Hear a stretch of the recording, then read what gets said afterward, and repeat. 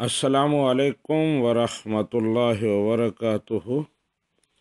Malaysia سے عدیل صاحب پوچھتے ہیں کہ ایمان مفصل اور ایمان مجمل جو بچوں کو یاد کرایا جاتا ہے، یہ حدیث پاک میں ہے یا بعد میں کسی نے مرتب کیا ہے، اور کس نے مرتب کیا ہے؟ جی عدیل صاحب، ایمان مفصل اور ایمان مجمل میں اسلام کے بنیادی عقائد اور مسلمات کو یکجا کیا گیا ہے، اور یہ تمام عقائد قرآن پاک میں اور احادیث میں متفرق مقامات پر بیان ہوئے ہیں۔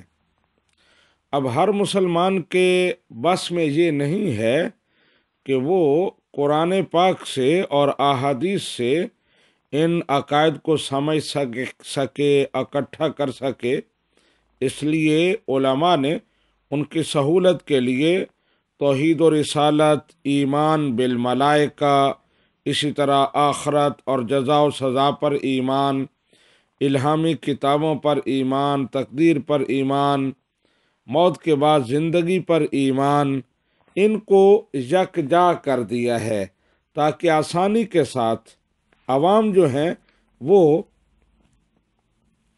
ان کو یاد کر لیں اور اسلام کے بنیادی عقائد کا علم حاصل کر لیں۔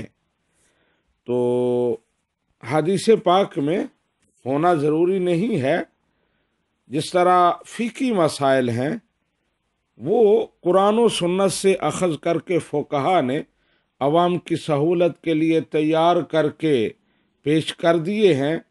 اب عوام کے لیے ضروری نہیں ہے کہ ہر مسئلے کو احادیث کے اندر تلاش کریں، تو بالکل اسی طرح ایمان مفصل اور ایمان مجمل میں اسلام کے بنیادی عقائد کو یکجا کر دیا گیا ہے عوام کی سہولت کے لیے۔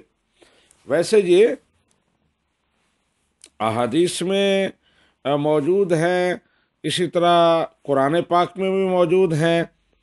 سورہ بقرہ کی آیہ نمبر 177 میں اللہ سبحانہ و تعالیٰ ارشاد فرماتا ہے، وَلَكِنَّ الْبِرَّ مَنْ آمَنَ بِاللَّهِ وَالْيَوْمِ الْآخِرِ وَالْمَلَائِكَةِ وَالْكِتَابِ وَالنَّبِيِّينَ۔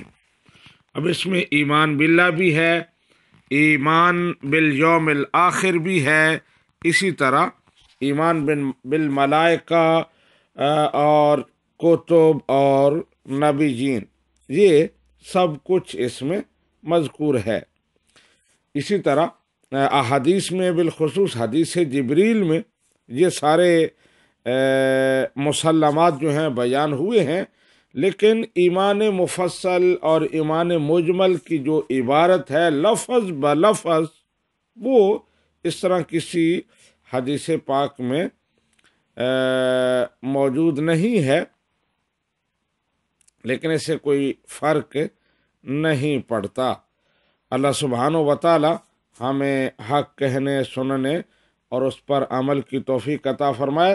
اور آپ کا سوال تھا کہ کس نے مرتب کیے ہیں، تو کوئی نام بھی میرے ذہن میں نہیں ہے کہ یہ کس نے مرتب کیے ہیں، اور یہ جاننا ضروری بھی نہیں ہے، ہم اس کے مکلف نہیں ہیں۔ ھذا ما عندی واللہ ورسولہ اعلم بالصواب۔